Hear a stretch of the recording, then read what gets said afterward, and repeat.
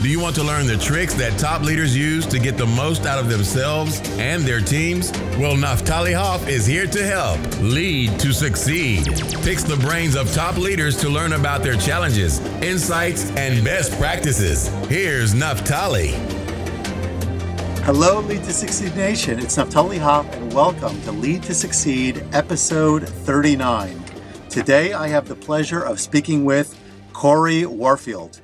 Cory spent 20 years working on restaurants as a waiter and manager before starting Shedwool.com, an employee shift scheduling platform solving for the pain point on employee shift scheduling in a number of industries. And we're going to figure out what exactly that means very soon. Now in growth mode, Shedwool has been heavily adopted in the hospitality, retail, security, and healthcare industries. To pay it forward, Cory has co-founded Mentor You Global, a pro bono consultant network, and is an emerging influencer and thought leader on LinkedIn, which is where I became familiar with Cory and have really loved consuming his content and getting to know him better. So Cory, I am delighted. Thank you so much for joining me today on the Lead to Succeed podcast. It's truly a pleasure. Thanks for having me. So tell me a little bit about your growth. You know, how is your company doing? When we had our initial conversation, if I recall, you were talking about how just very recently, even you've experienced some fantastic upward trajectory. So give us a little bit of a sense of what your company is doing on the number side and just in general impact. Yeah. So we're still very early stage. We bootstrapped the company thusly, and so. Kind of through the lens of a bootstrapped company that was kind of growing very slowly. Most of our revenue is monthly recurring revenue, and we were right around that $1,000 mark. We'd grown over some months to about $1,000 in MRR, and last week we had a $1,000 day. We're looking at having about a $5,000 month. Next month we're looking at obviously gearing up for something a little bit bigger than that. We're hoping to close the year out closer to that 7,500 MRR mark. And so that growth is really exciting. We've been just reinvesting revenues into the company. And so we actually just this past week, we closed our bridge round. So we took an investment. We actually only took half of what they were willing to put into the company. The terms that we postulated were accepted. The valuation that we felt comfortable with was accepted. So now we've got some money to throw into marketing. We've got some money to cover more payroll, which is fantastic. So you're getting Cory, guys, on the front end of an incredible journey here. In other words, when you get this, he's going to have grown that much more. But we're really looking at a process, which I think is fascinating, Cory, because sometimes you have conversations with people who are already well into their journey, and it's hard to sometimes unpack all of that. But you have a very interesting story. You started waiting tables and providing, let's call it, front end or perhaps even back end services in restaurants. And now you have pivoted in a very significant way, and your trajectory, God willing, is moving up and continuing in the right general direction. So first of all, tell us a little bit about what the problem of shift scheduling is. In other words, what is the issue specifically? Because most of us don't necessarily work in these industries. We don't appreciate the problem. And I'm interested in what was it specifically that prompted you to take action? Absolutely. So in hospitality and restaurants, scheduling is literally a problem at every establishment every day. You can't forecast how many guests are going to come in, how many plates you're going to sell. If you're understaffed, people are working much harder just to make the same amount of money that they would have. If you're overstaffed, people make substantially less money. You're effectively diluting people's revenue and income. And what makes it much worse is in the hospitality industry, about a third of all shifts are scheduled as on-call shifts. So people don't even know if they're working until the day of. So you might be on call for a holiday, and if they tell you at 1 o'clock in the afternoon that you have to go into work, then you don't get to spend that time with your family, and you can't really plan it. If you expect to work, then they might tell you that you're not working. That can affect not only morale and income, but it's really hard to plan your life. And there's some states that are emerging with some fair scheduling labor laws and litigating that right now. There have been some national scandals where companies weren't giving their employees enough advance notice as to when they were working, and the work-life balance cannot be, held in that situation. So we've identified that data is a great way to let businesses know how to schedule most efficiently. We've also identified that employees are much more likely to tell their employers when they want to work, when they're able to work, if they have that direct line of communication. We're talking to some big national retail outlets with hundreds of locations that are still using pencil and paper to schedule their staff. Wow. And it's mind blowing that the amount of labor that they are paying for that they don't need, that they could optimize for with scheduling software such as Schedule, is in the millions of dollars for some of these larger companies. And at the end of the day, it really affects morale and employee retention. And employee retention is a big expense for companies as well. So I was at a multi-million-dollar Prime Steakhouse. I helped open them. I was with them for years. And we got bought by a self-made billionaire. He's now, I think, worth $2 billion in the restaurant space. And he bought our restaurant. And literally the first day, he raised the price on everything on the menu by $1 and made the portion sizes an ounce smaller on virtually everything. And it was awful. And, we'd been there for 6 years. Our clientele really knew what to expect. For a $12 order of mushrooms, to then charge $13 and take a whole mushroom cap out of each dish. I mean, people notice. And we kind of saw the writing on the wall. The second week, he took away our scheduling software. And we absolutely needed that. I mean, we had over 100 people on staff. Every single day, we either needed more people last minute or we had too many people and people would have to go home. And so he took it away. We offered to pay for it out of our pockets. We found out it was incredibly expensive, but we were still, I think, even as large as our staff was, I think it was going to be roughly $20 per person per month. We were happy to pay that. They ran it up the chain of command and it came back denied. They said they don't even want it on their balance sheet. They want to show that they took over and ran such a more lean operation and maximized their P&L. So they've said no. So I took it upon myself to try to find a more affordable solution that we could adopt. There weren't any on the market at that time. I then started to try to hack together kind of some systems. I was using Google Sheets and Facebook groups. I tried to put that together for the staff. It was an absolute nightmare. So I basically took a few months to study how to launch a tech company, how to assemble a team. I tried to teach myself coding, started working on wireframes and mock-ups. And about 3 months after having the idea, I quit the restaurants. This is nearly 3 years ago.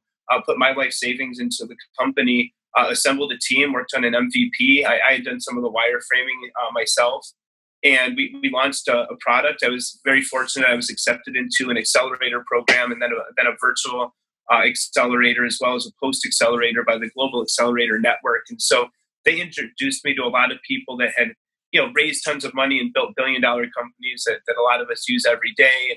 And my network really was able to grow, and I was able to learn from a lot of these people kind of what did and didn't work from them on their journeys. And being associated with some of these people whose names ring a lot of bells in the tech space and the entrepreneur space really did kind of help me with some earlier exposure and PR as well. And we were never able to raise capital. I wasted over a year trying. I should have just been focusing on customers and revenue. The moment I started doing that is when people started trying to throw money at the company. But you live and you learn. And so now we're really just happy about our growth. I have 14 full-time employees on the team. We just built out our tech team as well. My co-founder, CTO of the company, has been painstakingly writing code and testing and retesting everything for 2.5 years before I was able to get anyone to come work underneath and for us. We've been trying to raise capital to build him a tech team, but now he's got a pretty robust tech team. And so we're shipping new features. We just built integrations for Alexa, Google Home, and Google Calendar, which I'm really excited about. We're building a number of integrations for some payroll solutions, HR back office solutions, and point of service terminals and software solutions. So all of a sudden, we're going from being a really good standalone scheduling solution to an incredible, robust, and fully integrated scheduling solution. And that's a game changer. Yeah, that's fantastic. I love the integration piece. You said so many things, Cory, and I got to unpack it a little bit. And this is what I meant when we had our conversation before the podcast about getting off script, because you just took me off script big time in a very good way. And so I have a couple of things. First of all, a shameless plug, because you did talk about being understaffed or dealing with folks who are understaffed. And so I certainly would love for Lead to Succeed Nation, if you haven't already downloaded, I have an epic ebook for understaffed leaders, which I think is really valuable. And certainly head over to my website, impactfulcoaching.com/epic, to take a look at that for small business owners, for nonprofit leaders, for others as well. Just a way by which to unpack the issues associated with being understaffed and how do you approach it as a leader to get the most out of your team.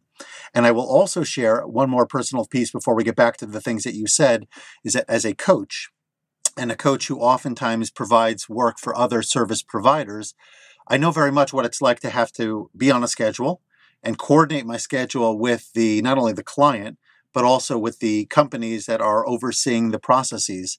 And knowing that you have to deal with knowing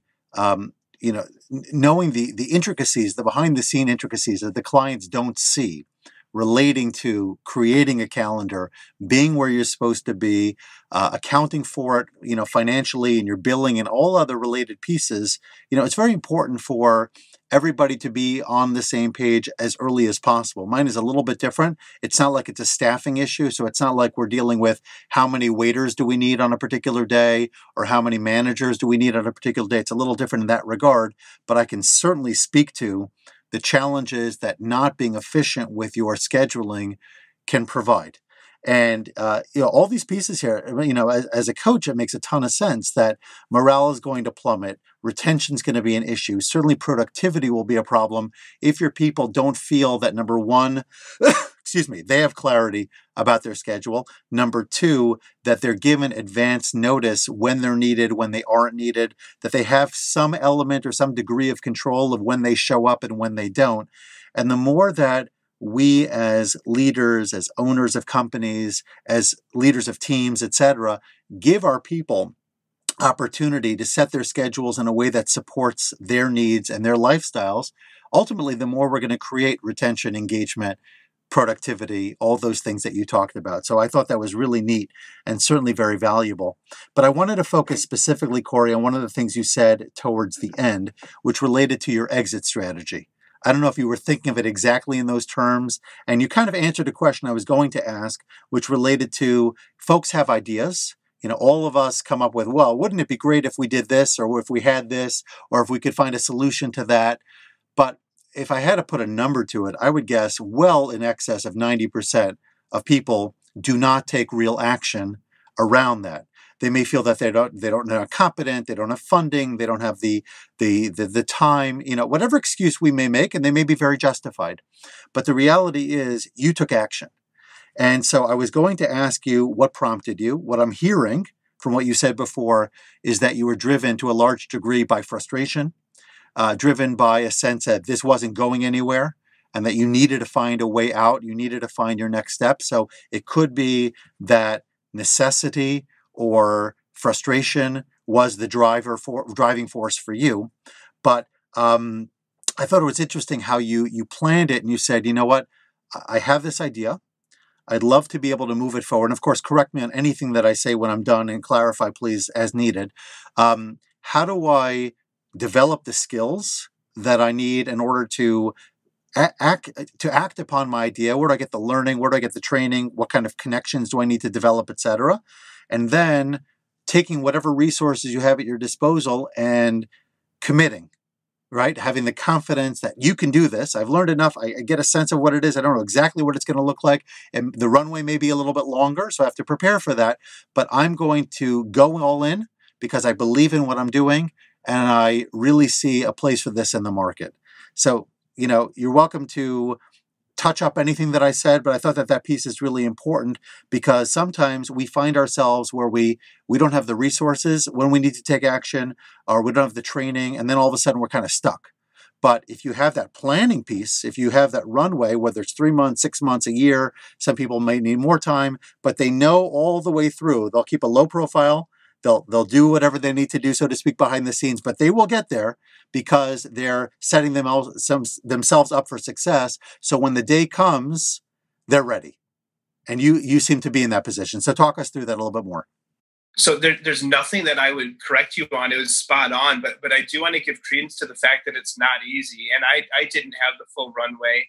And over these courses of 2.5 years, I didn't pay myself. So At one point, my wife and my car was repossessed, and she's a mobile massage therapist, so she needs her car. We almost lost our house. We went once. So I've got a couple of big mastiffs that evidently think someone's trying to do something they shouldn't out there. Or there's a pretty dog walking by. You never know. But it's been rough. There were days that my wife and I didn't eat because we couldn't afford it. There were times we were very close to getting our utilities shut off. So it was the struggle, but I just always knew that this not only had legs and potential, but that this would be a success. And we fairly recently passed on a $10 million buyout offer of the company. So, it's really strange. I think you have to have kind of that, almost that dumb optimism, right? That I can do anything, because I love what you said about the 90%, and you're right. The reality is that over 90% of people fail their venture or their idea at the exact same point, and that's right before they ever start. Once you actually speak something into existence and have that accountability and take even that first step, it then really becomes, more of a calculated journey. And you can have your milestones and your roadmap, and you can stick to it. And if you don't hit a milestone, at any point you have a decision to keep going or to stop. In my position, I'm sure my team would reinforce that we're all very glad that I never did stop when, a lot of milestones weren't hit. We were really anticipating raising capital.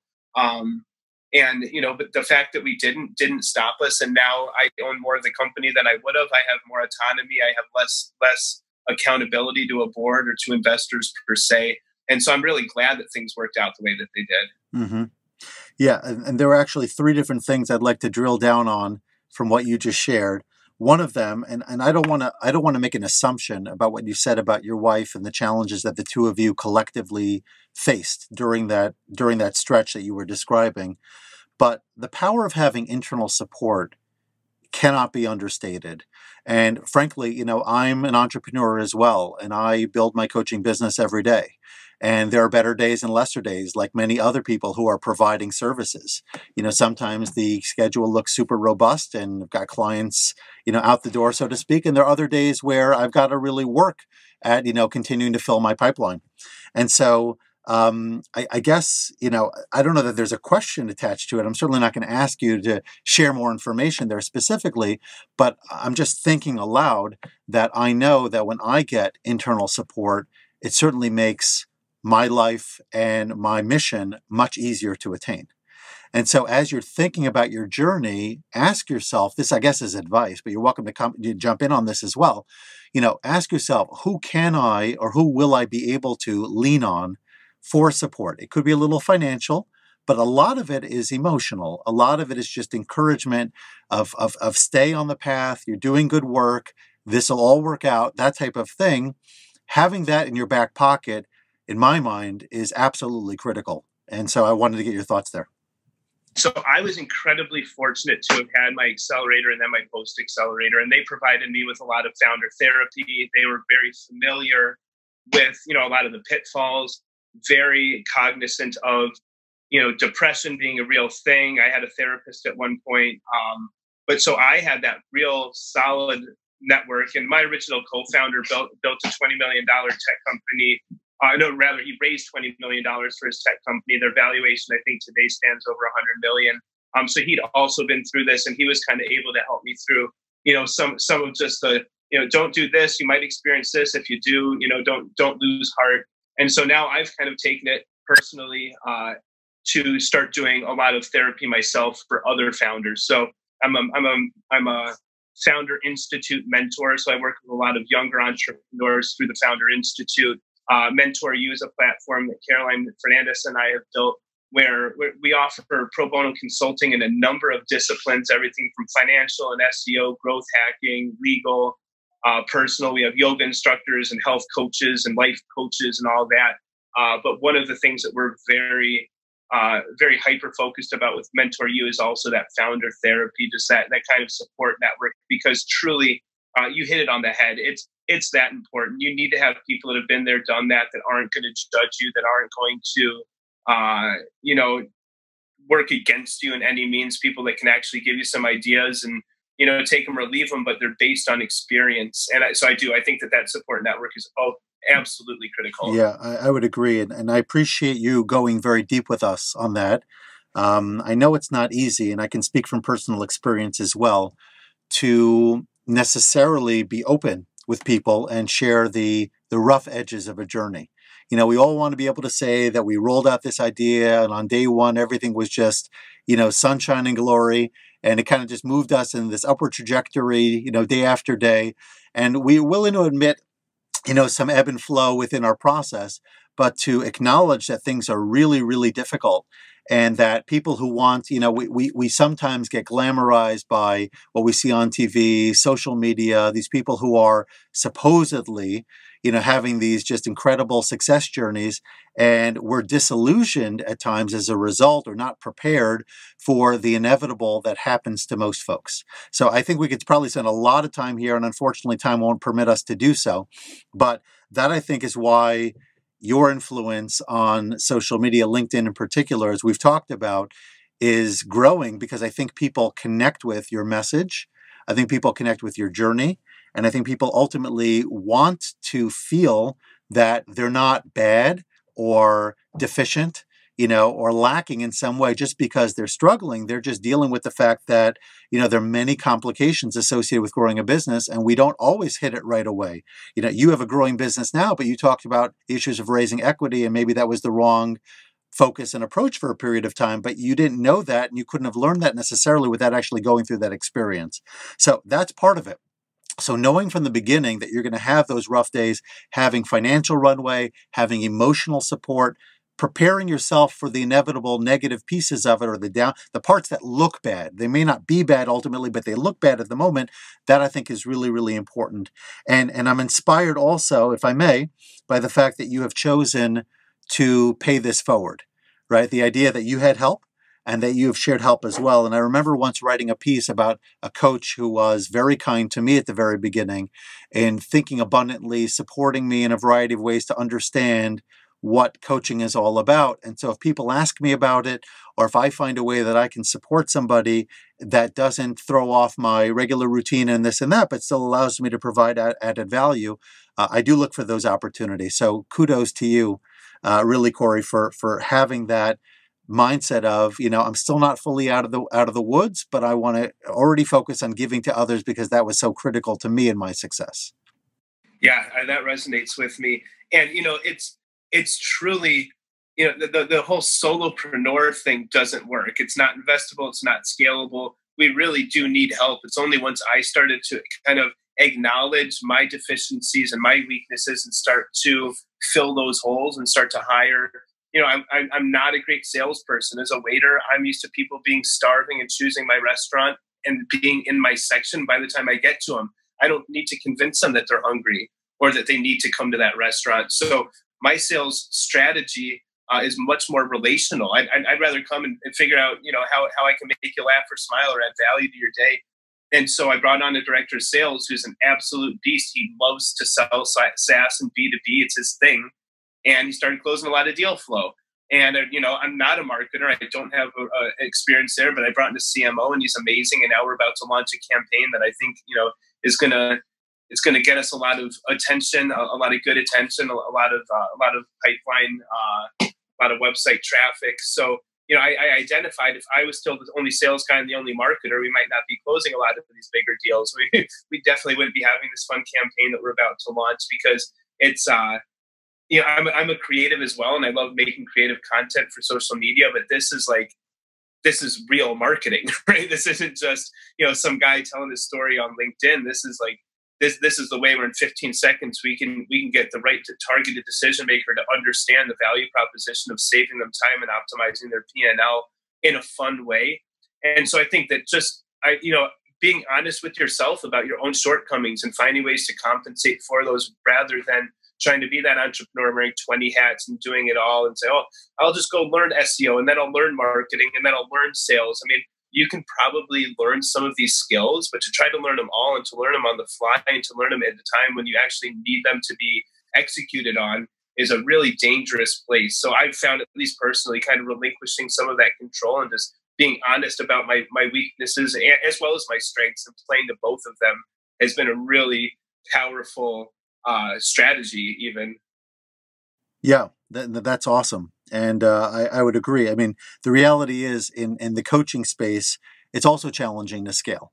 Finding the right way to get the proper support, fill your pipeline at the same time, allow people to do maybe some of the more technical elements of what my business demands. But I will tell you this, I'm a huge user of Fiverr, Upwork, and some other, freelance platforms that give me opportunity to farm out, whether it's social media related, whether it relates to, marketing or branding or, creating graphics and other print content, etc. I don't have those skills. And if I worked to develop them, like you said, I may or may not get decent at them. In some cases, I learn relatively well, but I'm not going to create that level of proficiency. It's certainly not going to be the best use of my time. And so I think we always have to think about time and again, put the ego aside, like you said. What am I really good at? What are my unique special gifts, the things that I bring to the conversation that nobody else does? And where can I have the maximum impact using those strategies, using those techniques and talents? And everything else, to the degree that you can afford it, but even sometimes when you can't, everything else, you find other people who can do it so you could focus on the things that are really going to drive your success and drive your business. And I want to actually come back to one more thing before I think we're going to have to pivot shortly to our next segment. But before we do, I wanted to ask you, because you talked about being honest about shortcomings and sort of being mindful all the way through. And so here's a question I asked to a different guest on a previous podcast. When do you know, this goes back to what you were describing before, the difficulties you were encountering, those 2 or 2.5 years of lean times. When do you know in your mind, and maybe this is not an unfair question because you've had only a single experience, but tell me if you feel comfortable answering it, when to keep going or when you really need to kill something and redirect and start fresh? Like, do you have any insight there about, because a lot of people have ideas and we want to, go, but at some point, maybe it really is time to pull the plug on something. How do you fail fast if you're going to do that and then reiterate? So I'm all about failing fast and failing forward. We've had our share of failures with Shedwell, obviously. But I think for me, you just have to listen to your heart. There was no way that I was ever going to let Shedwell die. And there have been plenty of times where people said, Cory, you have $0 in the bank. You have negative dollars in the bank. You're not growing revenue. And my accelerator raised a $12 million fund and didn't invest a penny in us. And they said, you're done. You're not going to raise any money. You should just throw in the towel. I said, there's no way in the world. Post Accelerator had a substantial fund. They didn't invest in us, and they said it might be time to throw in the towel. Well, now I had some litigation against one of those entities, but the other one looks like they're reaching out, asking if we're still raising our round. And I think people are very surprised. But for me, failure was not an option. Now, when I launched Shedwell, I wanted it to always be free forever. We're no longer free at all. So certain things I had a thesis because we're moving into the temp job fulfillment space. So people are saying we're going to be the Uber for work, and we have a partnership with an American family insurance company to that end. They've got a number of temporary workers here in the Chicago market that we now have access to, and I have 30,000 workers coast to coast that I have access to fill shifts on demand as needed. So if a restaurant needs a bartender, hit this button, they'll come in, and we have a media upload. We have a training component, so we can really have people walk into the door ready to rock. And that was why I wanted it to be free. I said, we just need as many businesses using this platform as possible because we'll make our money on the temporary job fulfillment. Well, when free didn't work, I had to pivot. We started charging. Our free customers started paying happily. We started getting more companies, and they started paying. And I realized people don't like or respect free, particularly in the B2B space. It seems like it's either a bait and switch or your company is going to go out of business. So we started charging. And I think certain things like that. So I did kill something. I killed free, right? Free wasn't working. I killed free. I killed Shedwell as a free platform, but I didn't kill Shedwell. And I think what I would tell anyone is if they have that conviction in their heart that they can make things happen, that no need to kill an entire venture. But as you said, to pivot sometimes is critical, and really to listen to what the market is telling you. I think if someone has a great idea and can't prove out product market fit, probably not worth continuing to go down that path. Maybe it's time to do some self-discovery and then come with an entirely new idea, right? Maybe if the market doesn't validate what you're doing, then there's no reason to continue. With us, our early adopters were FedEx, BP gas station, YMCA, and a police department. It's like, if that mix of companies with the budgets that they have are willing to adopt our platform and continue to use it and give us great feedback, that to me validated that there was, a need and a positive response in the marketplace. So I think through that lens, there's like no way I was going to let this thing fall by the wayside. And I'm so glad that I didn't. So I actually heard a bunch of things there. And again, as I said before, too much, unfortunately, in the time that we have to unpack it all. But one thing that I think resonated with me, because as I was listening, I kept saying to myself, well, that's all fine and good, but it sounded like Cory is just, I don't mean this in a bad way, like a stubborn guy. He just believes in his stuff. He believes in his product, but everybody's telling him time to shut down. So I wasn't hearing necessarily an answer that I thought other people could absorb, other than to kind of like just really believe in yourself and sort of stick with it. But how do you know when? But then I heard you talk about how you had some clients, some groups in particular, that very much believed in what you were doing. And even though you needed to maybe tweak your offering, charge for it, some other market related details to make it ultimately work, you knew that fundamentally there was a demand. And having that demand, you experienced it firsthand as a waiter and working in the industry. And then you had others telling you, yeah, we really need this. It was just a question of how and when it would all come together. That's kind of what I'm hearing. So my lesson, what I'm extracting from this is, you need to, of course, believe in what you're doing, and you need to be able to weather the storm and all the things we talked about. At the same time, you do need to be looking for evidence that there's a demand for this, and there's enough of a demand with people who can pay you for what you're offering eventually, if not now, that you can legitimately make a run, because otherwise you're just going to wind up getting yourself further and further along. Utilities do in fact get shut off. The car does in fact get repossessed, or whatever those unfortunate close call outcomes were for you for a time being. At some point, those things will happen if you don't turn things around. So knowing that you have something to rely on really does help you push through in those tough times. And so, talking about pushing through, we're going to pivot. You mentioned Chicago before, so that's actually my first item. My next segment is the rapid fire segment. And in rapid fire, the answers are short and succinct, but at the same time, lift the curtain a little bit, let people get to know you even more on a more personal level. So tell us, Cory, the best thing about living in Chicago. And by the way, I lived there for 12 years, so I love the city. Yeah, I recall. So for myself, the best thing about living in Chicago is, personally, we have 2 large dogs, and we have a huge park a block away, and we have an elevated park a few doors down. And so being able to have all the luxuries of being in a city without having to compromise, and the dogs aren't just sharing one square of cement, they're able to go run and swim. I love having the lake and the beaches here as well. And then as a foodie and as a socialite, I love that there's always a great restaurant I've never been to, always an amazing band that I want to see coming into town. So, the social life, the nightlife is compelling. I think I'm even a huge sucker for the architecture. I love going to the South Side and seeing the buildings that were built 70, 80 years ago.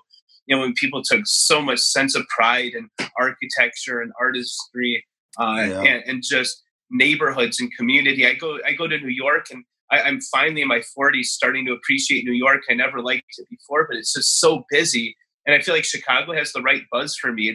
You can go to busy places and enjoy that, but you can also, take a train ride a few minutes away and see nobody, for minutes at a time, and not have people pushing you on the street and screaming in your ear. So I think it's got all the duality that I look for. It's got open space, It's got crowded space, it's got culture. I also love the diversity here. I love being able to go and, eat at a Nepalese restaurant one day and an Ethiopian restaurant at the other day, and, go to a cultural center for virtually any culture in the world. Or our Chinatown here is very vibrant, and I just like the culture. I like the people. It's also great for business. Got it. Yeah, that was quite the answer. So we're going to have to cut back a couple of the other ones, but everything you said totally resonated, by the way. Parks are great, lots of them.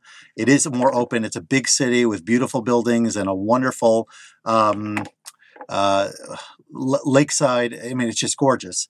and at the same time, outside of the weather, especially this time of year when we're recording it, but outside of that, really a great city. Okay, so let's quickly move the other ones. If you can keep it to one word or certainly no more than one sentence. Room, desk, and car, which do you clean first? Room. Room. Okay. On a scale of 1 to 10, how outgoing are you?